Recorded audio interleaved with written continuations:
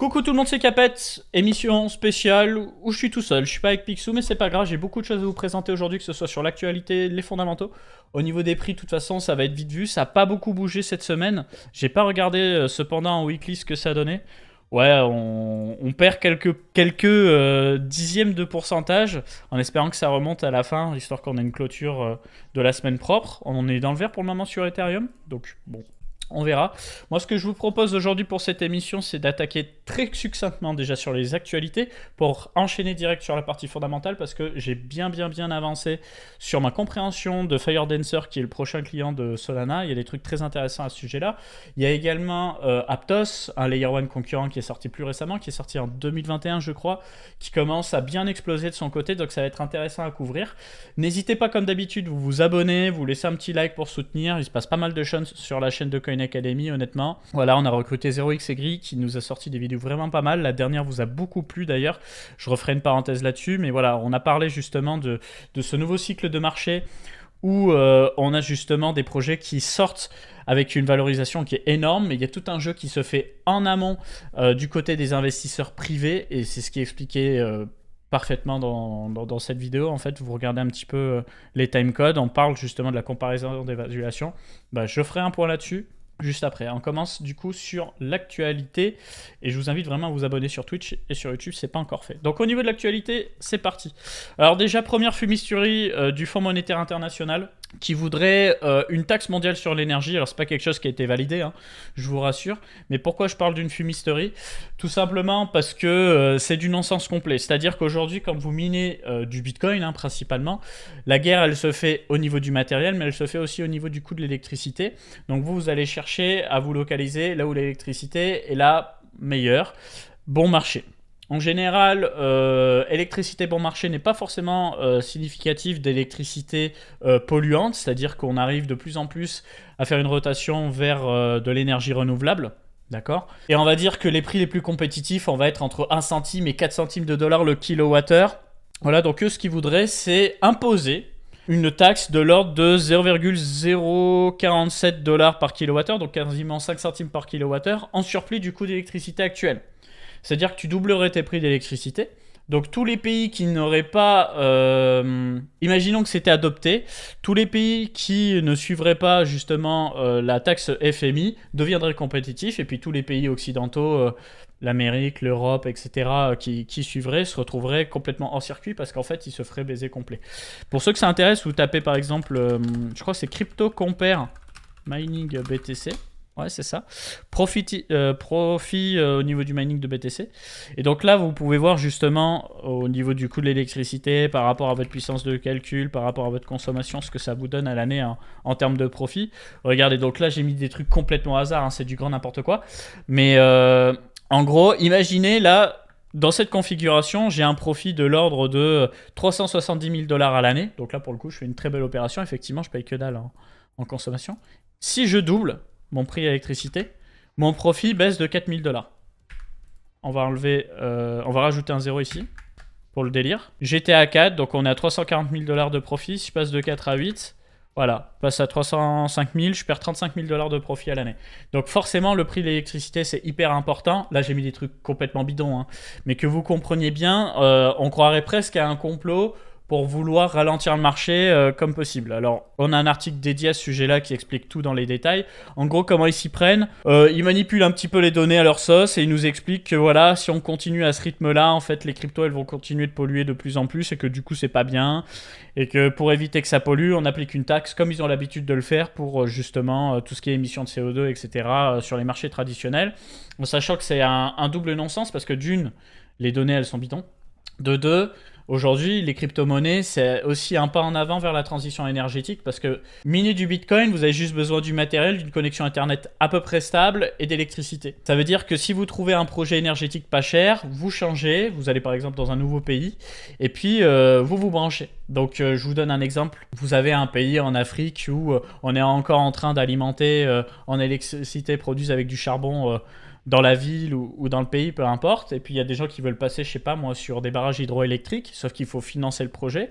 Et une fois que c'est financé, il faut pousser les gens dans les villes à couper leurs anciens contrats, on va dire au charbon, pour passer sur ce nouveau contrat. Et bien le temps que ça se fasse, tu peux avoir une collaboration entre le parc hydroélectrique et justement les mineurs pour pouvoir acheter cette électricité par cher, le temps que après ils aillent voir les gens, ils signent le contrat, etc., etc. Donc c'est vraiment pas mal. On me dit dans le chat, c'est une demande de Christine, ce torchon, je ne pense pas, en sachant que Christine Lagarde, c'est la Banque Centrale Européenne, le Fonds Monétaire International, c'est une autre entité, c'est une entité mondiale. Ensuite, j'enchaîne, donc cette fois, toujours dans le mining, c'est Marathon Digital, qui est un des plus gros miners de Bitcoin, qui lève 300 millions de dollars pour acheter plus de BTC. Pour être précis, ils auraient acheté 249 millions de dollars de BTC déjà, pour continuer d'en accumuler. Et il leur reste un petit peu de trésorerie pour en acheter un petit peu plus. Alors il faut savoir que Marathon Digital, c'est une boîte qui possède déjà énormément de Bitcoin, hein, comme c'est écrit ici. On parle de 20 800 Bitcoin possédés, soit 1,2 milliard de dollars de Bitcoin actuellement. En sachant qu'ils en avaient vendu beaucoup pour couvrir leurs frais, et ben là ils ont décidé qu'ils allaient en accumuler et qu'ils allaient les garder. Donc ils sont plutôt bullish sur leur opération. Probablement pour des bonnes raisons. J'ai pas regardé, mais je vais regarder ça tout de suite. Le hash rate BTC, ça donne quoi en ce moment ? Bonsoir Murtag. N'hésitez pas à vous manifester dans le chat. Pour une fois qu'on est en seul à seul, si vous avez des questions, je peux vous répondre directement, ce sera plus simple. Voilà, donc on a un hash rate qui continue de monter. Hein. On a eu un pic le 27 juillet 2024. Ça a baissé un petit peu et ça repart. Mais si on dézoome, voilà, hein, ça monte en flèche tout simplement. C'est-à-dire que les mineurs, ils sont bullish. C'est-à-dire que si c'était pas rentable, absolument pas rentable, on verrait le hash rate chuter d'un coup. Parce que justement, les mecs se diraient, je vais pas miner à perte, je débranche mes machines, je vends mon matériel, etc. Pour le moment, c'est pas le cas. Donc, il paraît sur le fait que Bitcoin a encore beaucoup de croissance. Et ça, c'est plutôt cool. Ensuite, on a la SEC qui tente de soumettre les exchanges décentralisés avec les mêmes obligations par rapport aux bourses. Et donc, on a un spécialiste juridique qui s'appelle Paul Greywell, qui est employé de Coinbase, qui s'y oppose totalement. En gros, ce que la SEC essaie de faire, donc le régulateur américain, eh bien, c'est tout simplement de mettre dans la définition exchange tout le monde, dont les exchanges décentralisés. Et donc, si ça passait, eh bien, ça voudrait dire qu'il y aurait plein de trucs à faire. Ce serait un bourbier parce que les créateurs des protocoles d'exchange décentralisés devraient se mettre en conformité, etc. Ça perdrait tout son sens, en fait, puisque le principe aujourd'hui d'un système décentralisé, c'est d'éviter tous ces process de KYC, payer les impôts, etc. Enfin, t'as compris, c'est les trucs relous, quoi. Donc, on s'y oppose totalement, puisque l'avenir, il est dans la décentralisation, bien entendu, pour la finance, pour les gens qui sont prêts à assumer les responsabilités, bien entendu. Je dis pas que c'est la fin des systèmes boursiers, des systèmes bancaires, etc. Ce que je vous dis, c'est que on va aller de plus en plus vers la décentralisation, et ça fait totalement sens. C'est pour ça qu'on a des gros acteurs qui vont dans ce sens aussi. Ensuite, on a le PYUSD, qui est le stablecoin indexé sur le dollar de PayPal, qui dépasse en termes de capitalisation, j'ai mal fait ma phrase. En gros, on a ce PYUSD qui existe aussi bien sur Ethereum que sur Solana. Et bien depuis peu, ils en ont mis plus sur le réseau Solana que sur le réseau Ethereum. Vous pouvez le vérifier vous-même. Vous tapez PYUSD Defiliama, comme ceci. Et vous allez pouvoir voir la répartition qui continue d'évoluer avec un 44% pour Ethereum, 56% pour Solana. Et donc on parle de, c'est écrit à côté de ma tête, juste ici, voilà. 366 millions pour Ethereum, 462 millions pour Solana. Donc voilà, PayPal a décidé que Solana était un peu meilleur, de par le fait que c'est moins cher, de par le fait que c'est plus rapide. Et du coup, quand on tape stablecoin, CoinGecko, pour voir un petit peu la capitalisation des différents stablecoins et les classements, bah, ce qu'on peut voir, c'est que ça monte bien. Hein. On est à plus 40% de capitalisation pour le stablecoin de PayPal en 30 jours. D'ailleurs, je crois que c'est la plus grosse croissance, hein, si je ne vais pas dire de bêtises. Je ne sais pas pourquoi le classement est complètement flingué. Donc, on va dire que c'est une des plus grosses croissances. Hein. Voilà. Et on est bientôt à 1 milliard de capitalisation. Hein. On est à 828 millions actuellement. Voilà. Ce qui fait que c'est aujourd'hui le 1, 2, 3, 4... Quatrième stablecoin centralisé, derrière celui de Binance, celui de Circle et celui de Tether. Picsou n'est pas présent exceptionnellement, non. Mais il vous fera une émission très probablement demain, pour ceux qui le suivent pour la partie analyse technique sur sa chaîne YouTube. Allez, j'enchaîne. Ensuite, on a le CBBTC. Alors, vous avez dû voir le drama par rapport au Wrapped BTC de BitGo. comme quoi il y avait justement BitGo qui commençait à transférer du pouvoir à une nouvelle société qui était contrôlée par des hommes de paille de Justin Sun. Et bien du coup, Coinbase a décidé de développer une alternative sur son réseau Base. Le principe, c'est quoi? C'est de bloquer des bitcoins natifs sur le réseau Bitcoin, de créer un produit dérivé du Bitcoin sur un réseau alternatif pour pouvoir du coup trader du Bitcoin sur ce réseau alternatif et donc proposer de la DeFi, etc. sur ce réseau alternatif. Base est aujourd'hui un des plus gros layer 2 de l'écosystème Ethereum. Il a été créé par Coinbase sur l'OP-Stack et donc leur objectif, c'est d'avoir leur intégration à eux. Ils profitent un petit peu du bad buzz. Et toujours dans ce même sens, on a le PDG de BitGo qui nous explique que il faut pas s'inquiéter, les liens avec Justin Sun sont pas si gros que ça en a l'air, etc. Mais on a un petit peu de mal à le croire sur parole. C'est d'ailleurs pour ça que la Banque centrale décentralisée MakerDAO a décidé de réduire son exposition au WBTC, justement en cessant d'utiliser les vaults en WBTC comme source de liquidité, c'est-à-dire que ceux qui l'ont fait par le passé en utilisant le WBTC pour de la DeFi, etc., les positions sont toujours ouvertes, mais tu ne peux pas créer de nouvelles positions. Et donc, on a un article dédié à ce sujet-là, où on apprend pas mal de choses. C'est pour ça que je me suis permis de parler d'Homme de Paille. En fait, la société qui reprend un petit peu le pouvoir, elle s'appelle BitGlobal. Et quand on s'intéresse à BitGlobal, eh bien, on se rend compte qu'il y a plusieurs employés à l'intérieur. Donc, je ne vais pas le prononcer, j'ai pas envie d'écorcher son nom. On va juste dire Yin Yang et Jihan, pardon, qui étaient en fait des gens très proches de Justin Sun sur des activités liées à Justin Sun. La première, eh ben, tout simplement, elle a été, je ne vais pas dire de bêtises, voilà, c'est bien, directrice de DTV Limited, qui est une entreprise liée à BitTorrent qui a été rachetée par Justin Sun et qui lui appartient aujourd'hui. Tandis que Jihan, lui, est l'ancien propriétaire de Huobi, avant sa dissolution. Et ça a été également la propriétaire... Oui, ça se dit bien au féminin. Et ça a également été la directrice de la Tron Network Limited. Donc en fait, même si c'est pas Justin Sun directement qui est derrière cette fameuse boîte BitGlobal Trust, c'est les gens très proches de lui pour éviter les problèmes. Mais bon, les problèmes sont quand même là parce que les gens sont inquiets. Ensuite, on a Eigenlayer qui renforce son offre en proposant l'intégration de tous les tokens sur le standard ERC20, donc les tokens fongibles d'Ethereum, pour pouvoir faire du restaking et donc pour pouvoir sécuriser des applications et des réseaux décentralisés. Donc c'est ce qu'on avait vu justement sur le produit symbiotique de Lido. Et ben ils se mettent au niveau et ça devrait arriver très rapidement du coup. Voilà, donc on va pouvoir avoir du restaking avec toutes sortes de jetons. Et on a également, toujours par rapport à Eigenlayer, une histoire de conflit d'intérêts. Alors je ne sais pas si vous en avez entendu parler, mais en gros, le concept est très simple. Eigenlayer a des employés, évidemment. Et donc il y aurait des employés qui se seraient rapprochés de différents protocoles construits en surcouche d'Eigenlayer, en leur disant, voilà nos adresses, s'il peut y avoir un petit airdrop, ça fait plaisir la team, mais t'es pas obligé. Mais si tu peux le faire, ce serait cool la team. Mais t'es pas obligé. Mais si tu peux le faire, bon allez j'arrête, c'est vraiment relou. Mais du coup, vous avez compris le principe. On est sur une histoire où c'est pas Eigenlayer directement qui s'est adressé à ces projets-là. Hein. Ce sont des employés. Et ces employés se seraient rapprochés au moins de 3 protocoles. Selon une enquête de Coindesk, on parlerait du protocole Etherfi, du protocole Renzo et du protocole Outlayer. Et donc, ils ont réussi à identifier justement ce conflit d'intérêts commun. En fait, ils se sont rendus compte que les mêmes adresses avaient reçu 3 airdrops de ces 3 projets différents. Donc, ils ont un petit peu creusé des informations.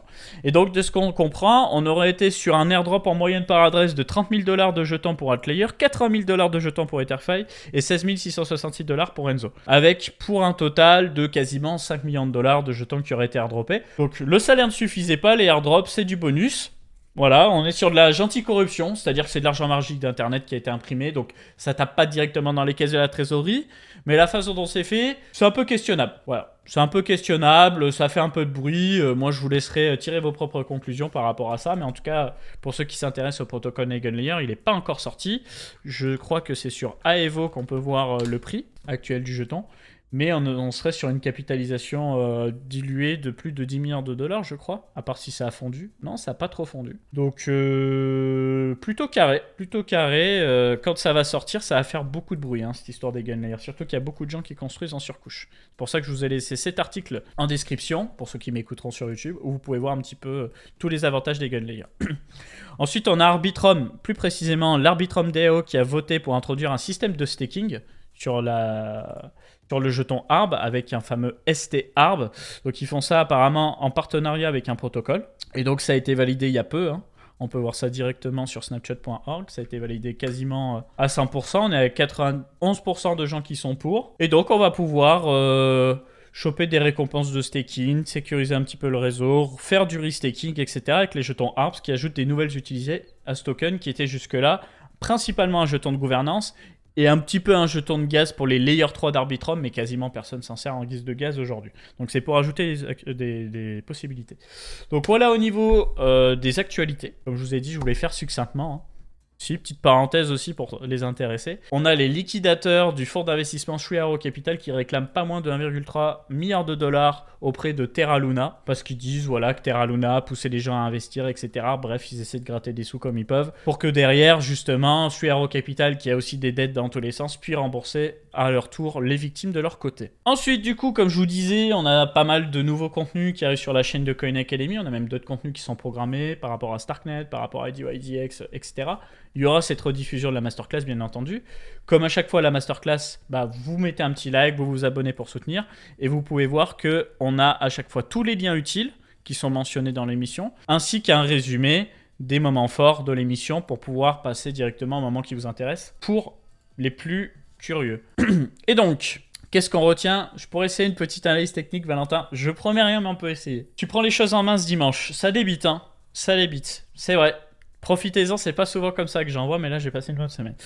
Du coup, on a 0xY qui nous explique un petit peu le secret. Alors je vais pas vous dévoiler entièrement le secret, mais en gros ce qu'il faut comprendre c'est que avant on avait des VC d'un côté, un marché retail de l'autre, et puis souvent les VC quand ils réussissaient leur coup, ils se gavaient parce qu'il y avait un listing avec une grosse capitalisation. Aujourd'hui ce qui se passe en fait c'est qu'il y a plusieurs rounds d'investissement. Alors je vais prendre l'exemple Starknet, je pense que c'est un bon exemple, mais il y en a plein d'autres. Je fais pas de fixette sur Starknet. Quand vous allez sur Starknet dans Fundraising, vous allez pouvoir voir les différents rounds d'investissement. Donc Seed, Série A, Série B, Série C, Série D.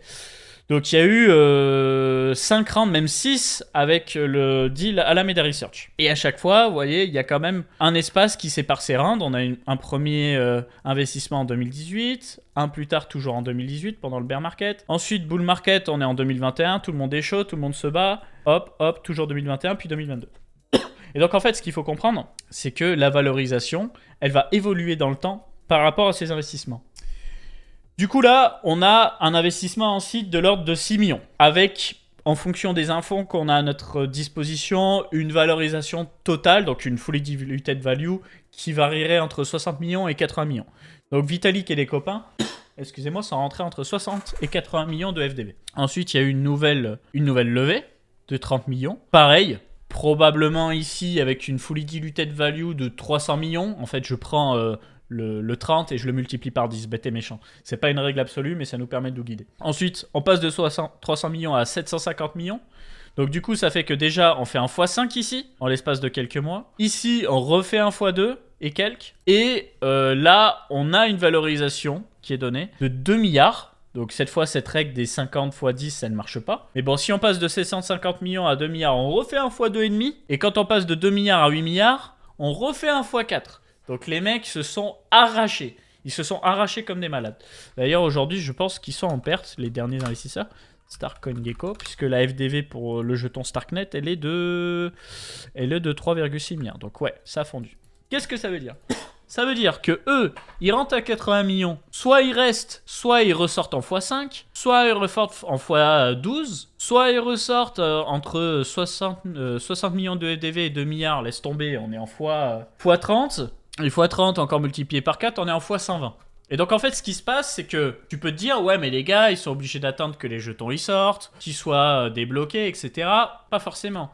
Ils peuvent faire un deal en OTC, c'est-à-dire en dehors des carnets d'ordre, où ils se mettent d'accord avec les nouveaux entrants, ils leur disent bon bah moi en fait je suis rentré à ce moment-là, je sors là. Et donc eux ils ont leur argent en comptant, ou alors dans le contrat il y a potentiellement payé en plusieurs fois etc. Mais ce que je veux vous dire c'est que il y a un marché qui se fait en amont du marché public qu'on a nous. Et donc ça veut dire que même des gens qui pourraient être jugés privilégiés comme eux, au final se retrouvent baisés parce que là vous pouvez être sûr que la série D, ils n'ont pas encore débloqué leurs jetons, mais comme on est à 3,6 milliards de FDV actuellement et qui sont rentrés à 8 milliards de FDV, ils sont en perte. Donc ça arrive à tout le monde. Hein. Nous, ça nous est arrivé aussi. Donc il faut essayer d'avoir un maximum d'informations sur les rounds précédents et le prendre en considération. En gros, sur les retail pour buy, les VC sont incapables de faire de l'argent. Oui et non, parce que ils peuvent se vendre entre eux, tu vois. Donc après, tant qu'il y a quelqu'un pour acheter derrière, tu comprends bien que là, excuse-moi, t'as quand même des gros VC. Hein. T'as Sequoia, Paradigm, ils sont rentrés à 8 milliards, en sachant qu'ils ont les jetons vestés.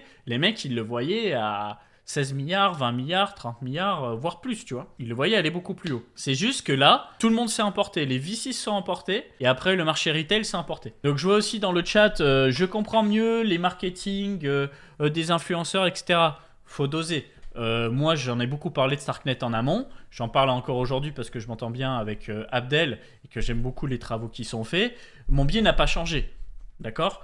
Le marketing, je l'ai fait de bon cœur parce que je considérais que c'était couvrir l'écosystème Ethereum, couvrir la narrative des ZK Rollup, etc. C'est pour ça que je l'ai fait. Et c'est pour ça que je trust encore le projet. Maintenant, au niveau du prix, bon, bah, ça a été une grosse gifle, hein, qu'on se le dise. Très, très grosse gifle. Ça m'apprendra. J'ai pas voulu ape Celestia, j'ai vu Celestia faire un x10 par rapport à son airdrop. Je me suis dit, Starknet, vu le sous-jacent technologique, ça va être explosif. Au final, niveau prix, ça n'a pas été explosif. Mais comme quasiment tous les altcoins, tu vois. Et pour répondre à une autre question qui pourrait être, ouais, mais ça veut dire qu'en fait, jamais ces jetons, ils peuvent prendre de la water. Et ben en fait, c'est sûr que si tu as acheté le top, là, tu t'es fait enculer complet. Maintenant, est-ce que là, on a un bottom? J'en sais rien. Est-ce que ça va faire x10 à partir de maintenant? J'en sais rien non plus. Faut se rappeler que Solana, dans ses débuts, ça s'est changé à 1$, c'est descendu en dessous du dollar, et puis c'est passé de 1$ à 240$. C'est repassé de 240$ à 8$. Donc Solana, quand même, pendant le bear, a divisé sa valeur par 30 depuis le top, par 30. Et là, à ce moment-là, tout le monde était là, Solana, c'est fini, c'est de la merde, etc.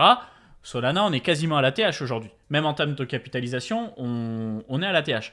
Donc il faut doser, il faut différencier le prix du projet, mais quand même garder en tête qu'on a énormément valorisé certains projets qui sont sortis récemment, probablement trop. Ça a saoulé tout le monde, et ça, je le comprends totalement. Moi, j'ai perdu des sous, hein. J'en ai des Starknet, hein. Je les ai pas vendus. J'en ai pas rechargé pour autant. On me demandait ce que t'as buy le dip. J'en ai pas rechargé pour autant, parce que je suis en train de me chier dessus. C'est-à-dire que moi, je suis full exposé crypto, j'ai quasiment rien en banque, j'ai quasiment plus de stablecoin. Donc déjà, j'ai pas de liquidité pour recharger. Mais tu vois, il y a en fait des altcoins là tout de suite qui se sont ramassés au sol et qui sont bonnes à acheter. J'ai envie de dire, il y en a plein. Qu'est-ce qui me dit que le marché va pas fondre plus? J'en sais rien. Après, c'est qu'une question de conviction. Donc si vous vous dites ça va descendre en dessous des 10 centimes, eh bien peut-être que vous avez raison, peut-être que vous n'avez pas raison. Là, malheureusement, c'est le jeu. Voilà. Donc après, il explique plein d'autres trucs, hein, parce que je vous ai spoilé un petit peu la vidéo, mais c'est extrêmement bien expliqué. Je vous laisserai regarder ça. En tout cas, la vidéo, elle a cartonné, ça fait plaisir.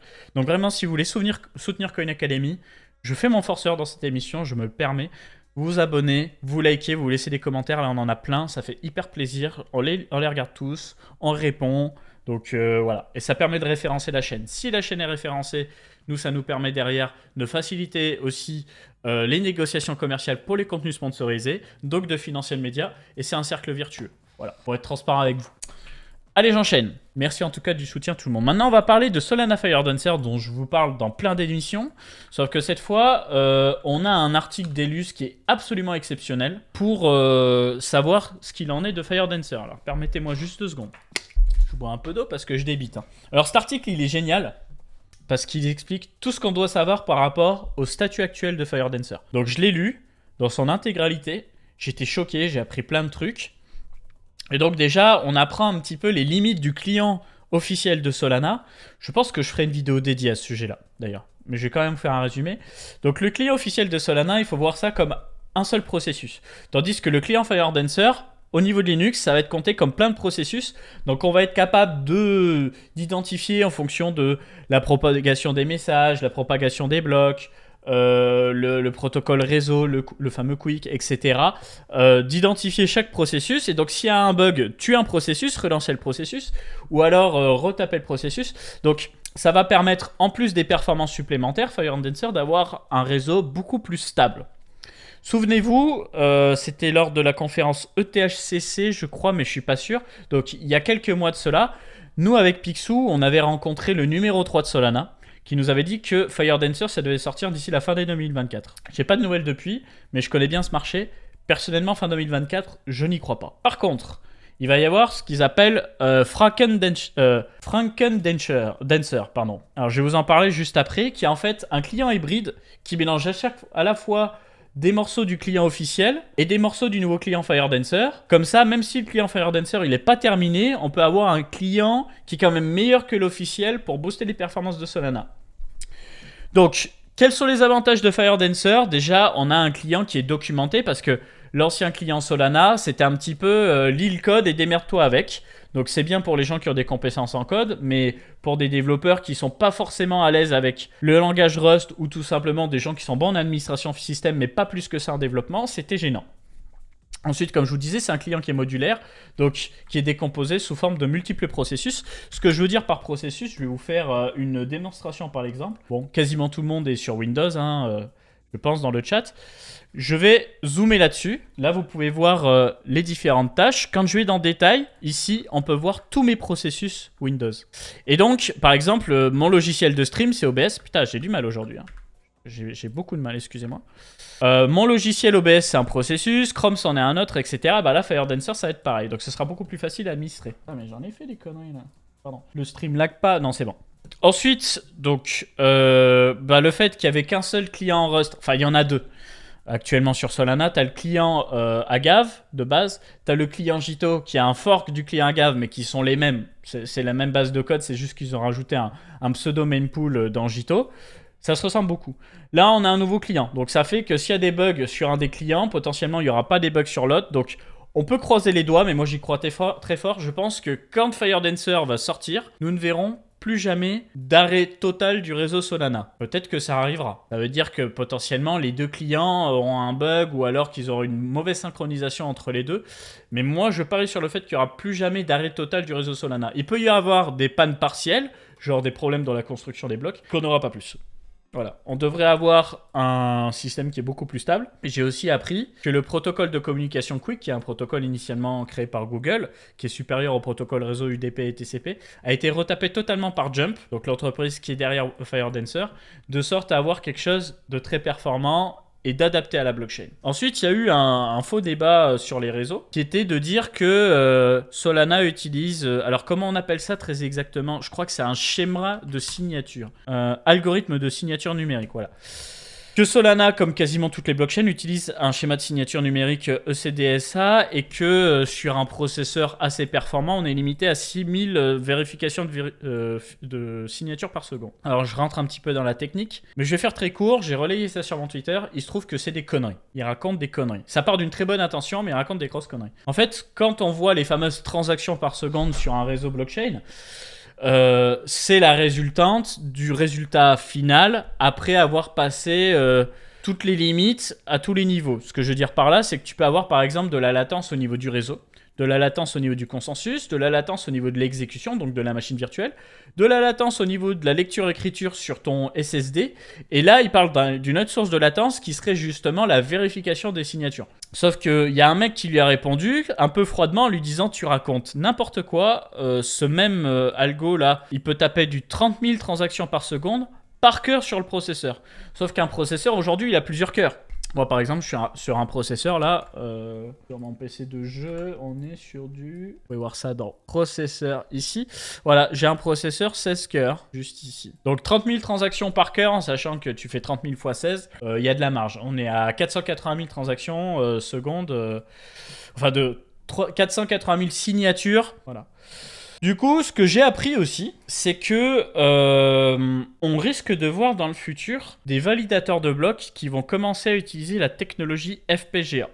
Donc je vais vous parler un petit peu d'hardware. On a fait une formation gratuite sur Coin Academy, sur Bitcoin. Dans le cours numéro 7, je vous parle du mining et des nœuds Bitcoin. Et je vous parle un petit peu de l'évolution du mining de Bitcoin, en commençant par le fait qu'à la base, Bitcoin, ça se minait au processeur. C'est comme ça que Satoshi l'avait conçu. Ensuite, on est passé sur du mining à la carte graphique. Et après, on est passé sur des composants beaucoup plus optimisés, comme le FPGA et le ASIC. En fait, le FPGA, comment dire ? En gros, le CPU, ça calcule toutes sortes de tâches. La carte graphique, ça calcule pas mal de sortes de tâches, mais c'est quand même plus spécifique. Et généralement, tu as plus de performance qu'un processeur général, et ça consomme moins d'énergie. Le FPGA, ça fait quelques tâches, c'est ce que tu vas mettre dans le programme, et puis potentiellement, si la tâche elle évolue ou qu'elle change, eh bien tu peux reprogrammer ton composant FPGA. Tandis que le fameux ASIC, qui est utilisé pour Bitcoin, c'est un truc, une fois que c'est programmé, que c'est terminé au niveau de la prod, tu peux pas le reprogrammer. Et en fait, ce qui nous explique, c'est que dans le cadre de ces fameuses signatures, effectivement, un processeur, ça fait 30 000 vérifications de signatures par seconde.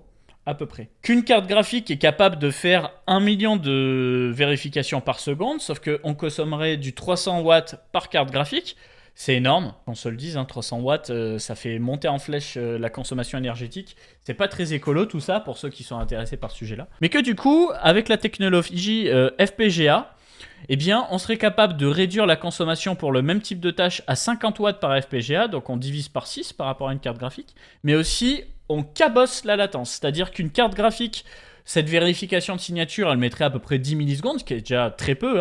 Avec un FPGA, on serait à 0,2 millisecondes, 200 microsecondes. Donc, moi, je m'attends dans le futur à voir du FPGA pour la blockchain. Pour le moment, on est au tout début de l'étude du sujet, parce qu'il faut quand même beaucoup de connaissances en hardware.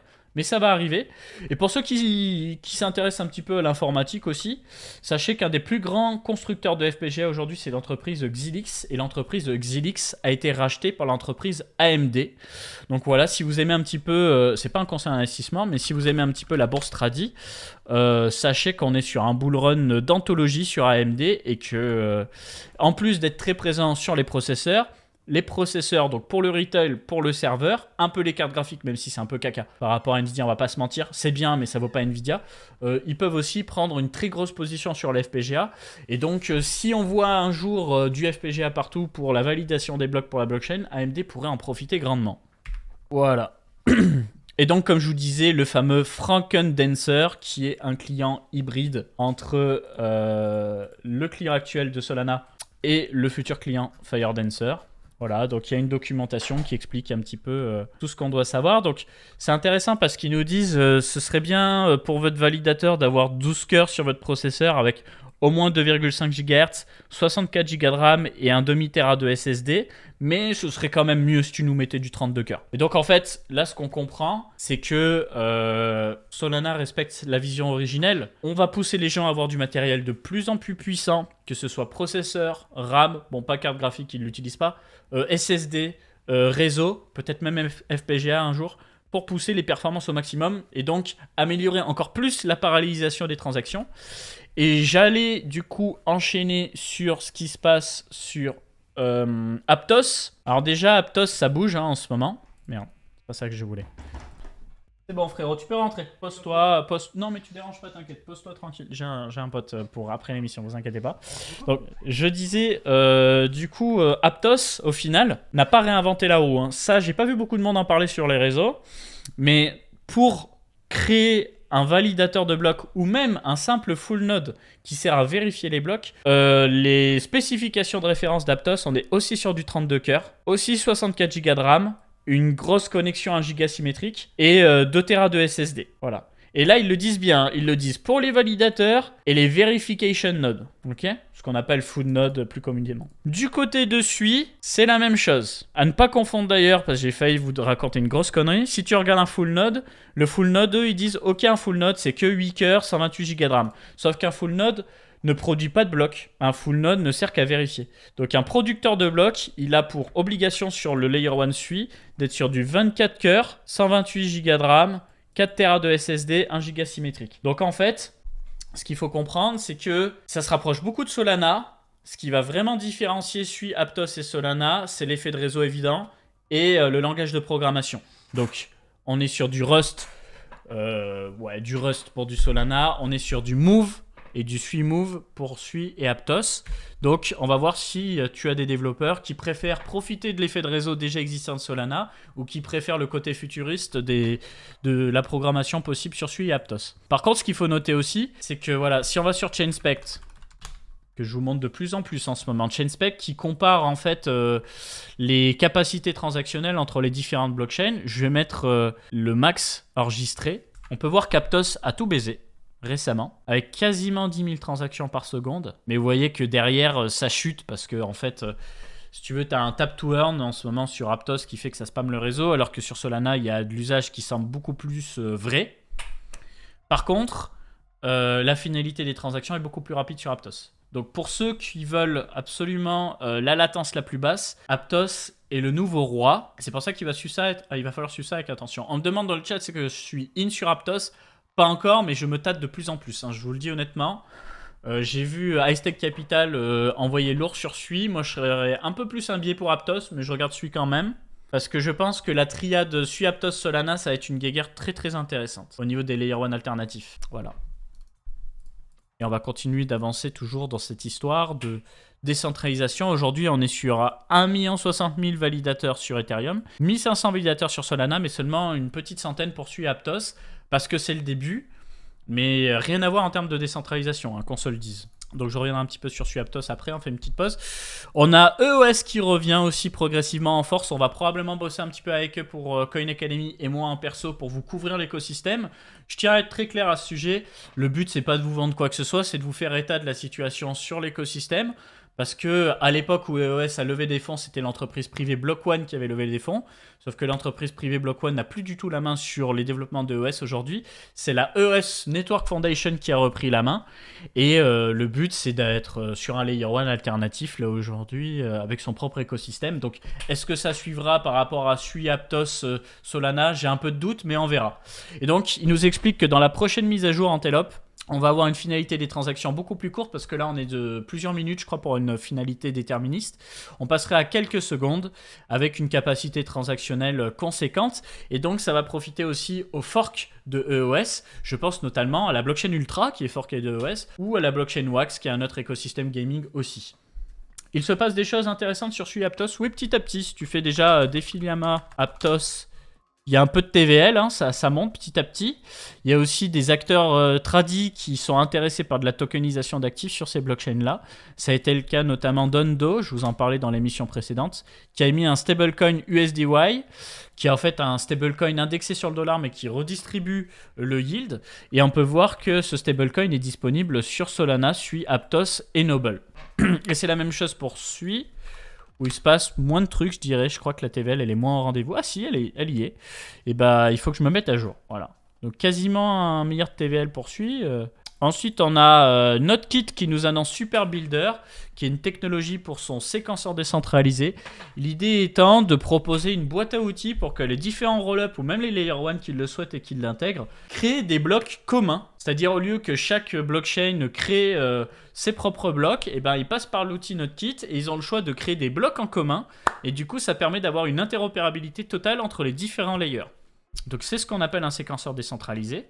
Voilà, il y en a plusieurs qui font ça, mais qui ne sont pas live. Quand vous allez sur Internet, vous tapez Celestia Ecosystem, comme ceci.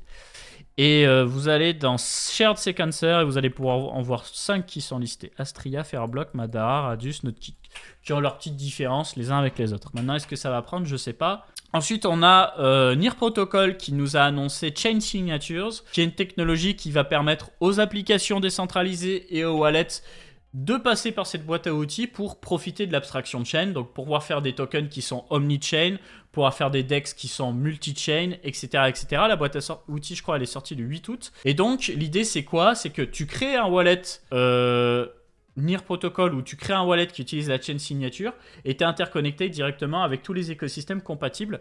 Donc la liste des écosystèmes compatibles, elle a été donnée, que je ne dise pas de bêtises. Voilà, on a Bitcoin, Ethereum, Solana, on a du Cosmos, du Ton, Polygon, Near et bientôt on... Non, Solana, c'est pas encore le cas. Là, c'est pour du restaking. Solana, ça va arriver. Mais en tout cas, voilà. Avalanche, donc les chaînes EVM plus Bitcoin plus Cosmos. Et Solana, ça va arriver. Je débute en crypto, on m'a donné un meme coin, je peux avoir ton avis? Moi, mon avis sur la meme coin, c'est comme si tu allais jouer au casino. C'est-à-dire qu'Ira, en gros, tu vas au casino, tu veux mettre tout ton fric sur le rouge ou sur le noir la roulette, t'as une chance sur deux que ça gagne. Hein. Mais voilà, tu t'en remets vraiment au facteur chance. Les meme coins, c'est beaucoup du facteur chance. Alors, tu as une traction communautaire. T'as des meme coins qui font beaucoup de bruit et qui prennent de la valeur sur un certain laps de temps. Mais ne t'amuse pas à voir ça comme un investissement à long terme, peut-être à l'exception de Doge, parce que ça n'en est pas un tout simplement. Il n'y a aucune utilité derrière. Voilà, hein, tu peux faire des sous, mais tu peux en perdre. Moi, c'est ce que je te dis. Et si tu es débutant en crypto, n'hésite pas à te rendre sur coinacademy.fr. Tu vas dans Académie, nos formations, et là, tu peux voir que tu as une formation dédiée aux crypto pour avoir les bases, une formation dédiée à Bitcoin et une formation dédiée à Ethereum. Le baron, je connais pas. Voilà. Et moi, je t'invite à commencer par la formation dédiée aux crypto pour bien démarrer et avoir toutes les bases. C'est tout gratuit, hein. Je précise, tout est gratuit, donc tu peux avancer à ton rythme pour comprendre l'utilité des crypto-monnaies, le fonctionnement d'une blockchain, etc. Prends le temps parce que ça va te servir, je pense. Pour moi, les cryptos ont beaucoup d'avenir. Ensuite, on a le créateur de BitVM qui annonce BitVM 2, qui est une technologie qui permet de créer des Layer 2 sur Bitcoin. C'est pas des vrais Layer 2 comme on aimerait les voir sur Ethereum parce que Bitcoin manque encore de quelques petits ajustements pour le permettre, mais en tout cas, on a une grosse évolution sur la technologie de BitVM qui est reprise par de nombreux Layer 2 de Bitcoin. Si vous voulez voir un petit peu les Layer 2, vous avez L2 Watch comme site. Voilà. Qui référence un petit peu tout ce qui se fait, je sais pas si vous connaissiez. Voilà, et vous pouvez voir un peu tout ce qui se passe, etc. Par exemple, Citrea, c'est un layer 2 de Bitcoin qui est basé sur les travaux de BitVM. Et donc, long story short, je vais prendre un article de nos confrères de Journal du Coin qui est sorti aujourd'hui. Qu'est-ce qu'on apprend? On apprend qu'il y avait certaines limitations sur l'ancien BitVM, notamment le fait que tu avais une restriction entre deux parties quand il fallait remettre en question une fraude sur une transaction. Aujourd'hui, n'importe quel acteur sur BitVM2 pourra soumettre une preuve de fraude sur une transaction. C'est-à-dire qu'on met en place une transaction, on part du principe qu'elle est bonne, mais on peut à tout moment contester cette transaction et créer une preuve de fraude on-chain. Voilà. Donc, tout ça, c'est expliqué. Donc, il y a du ZK qui se rajoute. Ce qu'on apprend également, c'est que l'ancien BitVM, il fallait jusqu'à 70 transactions pour créer un bridge entre le Layer 2 et Bitcoin. Tandis que là, on passe sur 3 transactions sur BitVM2. 2 grosses transactions qui peuvent monter jusqu'à 4 mégabits, donc un bloc max en comptant SegWit sur Bitcoin, et une plus petite transaction. Et si un jour on a OP4, le fameux opcode qui est réactivé sur Bitcoin, on aura effectivement des vrais layer 2 qui utilisent les ZK Stark de Starknet et compagnie, mais aussi des Layer 2 en ZK Stark sur BitVM, etc. Donc, beaucoup d'innovations qui pourraient arriver sur Bitcoin. Mais là, déjà, on est sur une grosse innovation. Donc, je vous mettrai l'article de Journal du Coin dans la description YouTube. Je vous le mets aussi dans le chat. Parce que franchement, c'est vachement bien. Tout est bien expliqué par notre ami Renaud. Donc, je vous laisse regarder. Pour le protocole DeFi BTC, t'as vu? Tu parles de CoreDAO. Bah, CoreDAO, c'est pas vraiment Layer 2, c'est une sidechain. C'est une sidechain. D'ailleurs, tu fais CoreDAO. J'espère qu'on a l'article Coin Academy qui ressort en page 1. Non, c'est pas le cas. Putain, on est des merdes. Je suis dégoûté. Voilà, mais sinon, on a fait un article à ce sujet. Voilà, donc si tu veux comprendre ce que c'est Core, voici. Ensuite, on a les ZK Coins qui sont en fait des bitcoins intraçables qui pourraient être faits sur des layers de bitcoin par le biais de BitVM ou de BitVM2.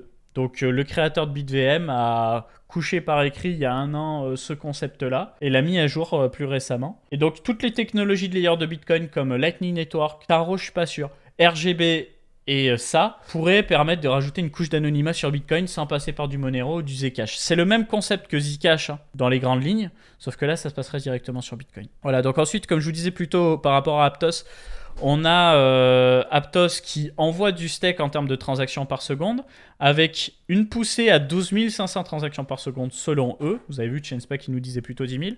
Mais un constant à 4000 transactions par seconde. Pourquoi? Parce que ce tap to earn en fait marche du tonnerre. Et ce qu'il y a d'intéressant, c'est que oui, c'est du bot.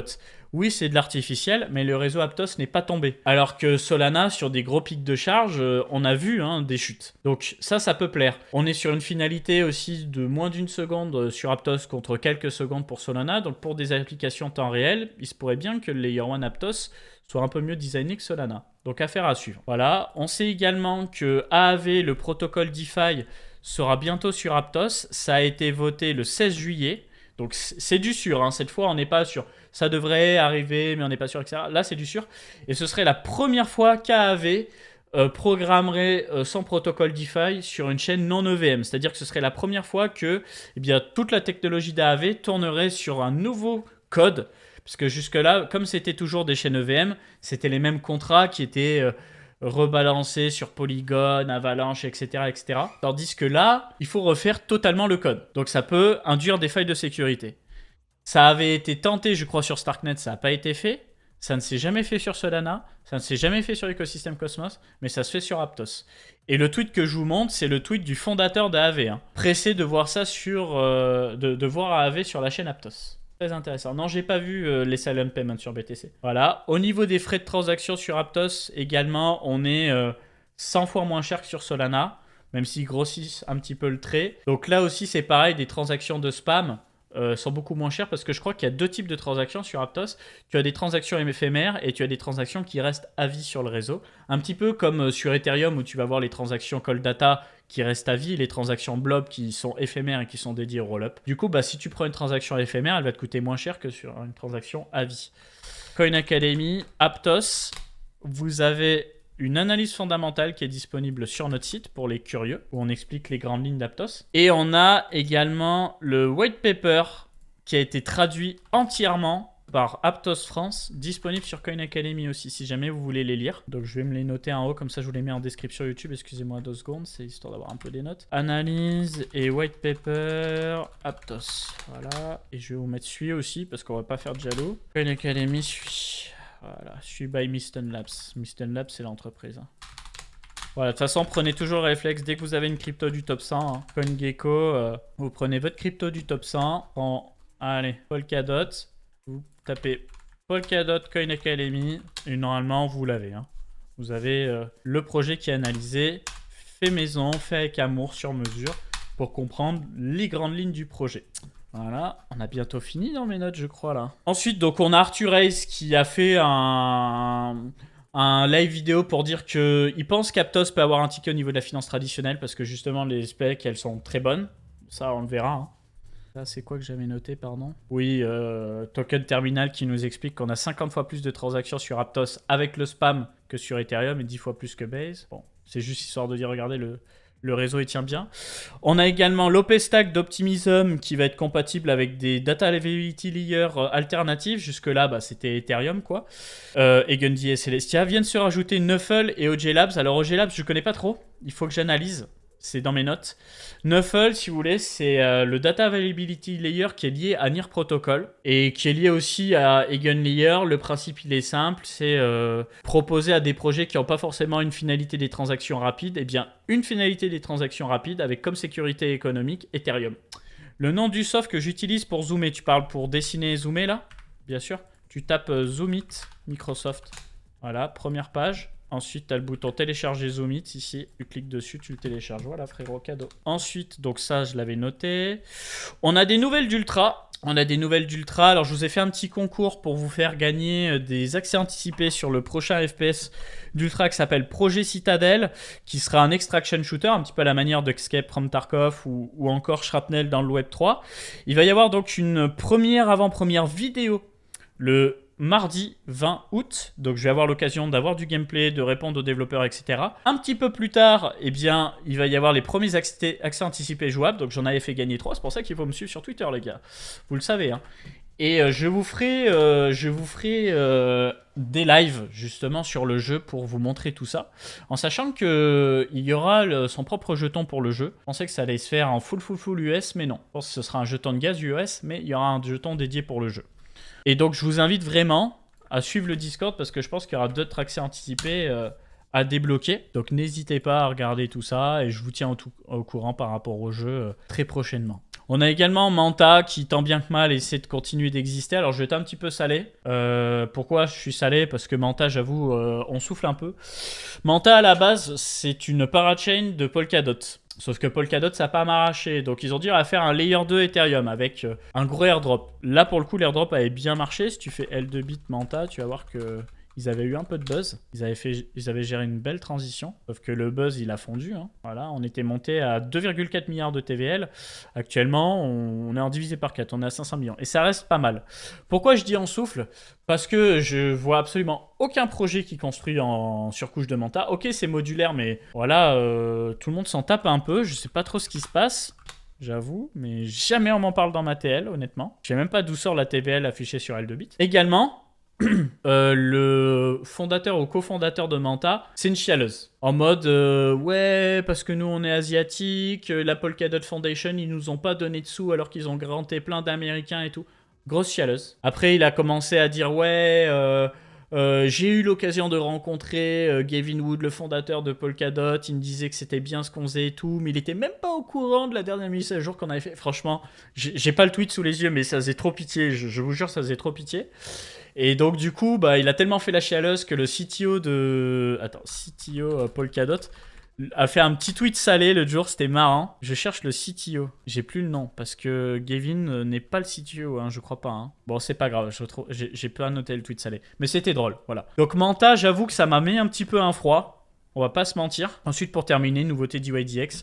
DYDX qui va rajouter les mégavolts. Ça arrive en septembre probablement. Et les mégavolts, ça va permettre d'ajouter des nouveaux jetons sans permission, sans passer par la gouvernance, de ce que je comprends bien. Donc ça, Picsou vous en parlera mieux que moi. J'avais prévu de me laisser assister par Picsou, mais il est pas là malheureusement. Mais c'est pas grave, on vous fera une émission dans la semaine très probablement. Ça fait 1h tout pile que je suis en live. J'ai pas arrêté de parler. J'espère que vous kiffez cette émission en tout cas. Et j'avais un truc que j'avais noté hyper intéressant que j'ai failli zapper. Ça, c'est hyper intéressant.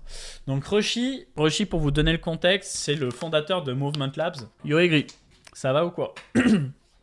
Donc, Roshi, fondateur de Movement Labs, qui est quelqu'un qui a pas mal de bouteilles hein, sur cet écosystème, on va pas se mentir. En fait, Roshi nous explique que pour lui, tout ce qui est séquenceur décentralisé, donc ce que je vous montrais justement, ça n'a pas d'avenir. Pourquoi? Parce que pour lui, un écosystème identifie ses goulots d'étranglement, donc c'est les zones où il peut y avoir de la latence, il peut y avoir des pertes de performance, et ensuite il va optimiser son séquenceur spécifiquement pour améliorer les performances sur son écosystème à lui. Et donc en fait, un séquenceur décentralisé aura toujours 1 ou 2 trains de retard par rapport à un écosystème qui a son propre séquenceur. Typiquement aujourd'hui, tout le monde a son propre séquenceur pour avoir les performances maximales. Donc pour lui, il y aura déjà pas énormément de roll-up qui vont tout baiser. Pour lui, il va surtout y avoir 5 à 6 roll-up qui vont prendre tout le marché. Le reste, ce sera assez ridicule à coup de... Enfin ridicule, c'est pas le terme approprié. Ce sera moins bien à coup de subventions, de airdrop, de ce que tu veux. Et que pour lui, ces 5 ou 6 roll-up, il n'y a aucun monde où ils vont avoir un séquenceur décentralisé. Donc pour lui, ultra biré sur les séquenceurs décentralisés. Et je trouve ça vraiment hyper intéressant. Typiquement, Eclipse Layer 2, dont je vous parle depuis quelques émissions, eux pour le moment ils ont leur propre séquenceur, mais qui est basé en fait sur les travaux du client de validation de Solana. Et quand il va y avoir FireDancer, ils vont prendre les travaux de Solana et FireDancer pour les balancer sur leur séquenceur à eux. Donc ils vont pas s'amuser à passer par un séquenceur décentralisé, c'est un non-sens pour eux. Donc je trouve cette lecture hyper intéressante. Et ce que je vous propose, c'est de s'arrêter là, sur une émission plus courte mais efficace, où je vous propose encore une fois de vous abonner sur Twitch, c'est pas fait, vous abonner sur YouTube, c'est pas fait, laissez un like, laissez un commentaire, etc. N'oubliez pas que si vous tapez formation Bitcoin sur Internet, les numéros uno, c'est nous. Crypto, c'est nous. Ethereum, c'est nous. Soigner le cancer, non peut-être pas. Pas encore, mais on y travaille. Allez, je raconte des conneries. Passez une bonne journée, une bonne soirée. J'espère que vous avez aimé cette émission. J'ai de la visite à la maison, donc je fais plus court. Pour la partie technique, je vous aurais pas fait l'analyse technique, mais tout ce que je peux vous dire, c'est que ça devrait baisser ou monter. Voilà, je vous laisse là-dessus. Allez, passez une bonne journée ou une bonne soirée. Ciao tout le monde.